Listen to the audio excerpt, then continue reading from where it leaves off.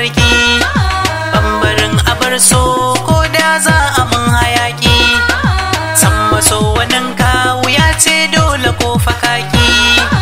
rayuwa da daɗi so shine cikar mataki alƙawar na ɗauka so ƙaunar ki zuciya zanya adani so yana da daɗi in ya zama cikar mafarki ni nake zumuɗi ya ki gare ni yar uwa zo kula da ni zan yi maka komai tun daga na yaban halina hannuwa ka miƙo ni zan so ka bahiyana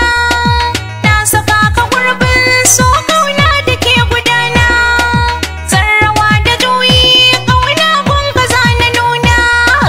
kai kaɗai nake so cikin sama za a so kai kaɗai ne adali so yana da daɗi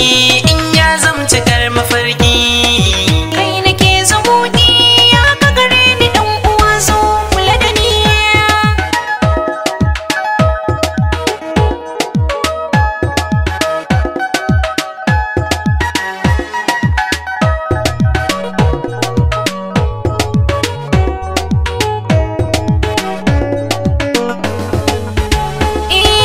so yana da daɗi in ya zama cikar mafarki kai nake zumuɗi ya ka gare ni dan uwa zo kula da ni kwalliyar ki tai kyau sanda ki gai shigar mayafi yan halin ki yayi kalmar so ko babu zafi yayyafin ruwan so sanda na ganki babu haufi hanzari da sauri wukar so dole ta yi kaifi kin ɗararwa mata wurin kyawu da kwalliya har da asali so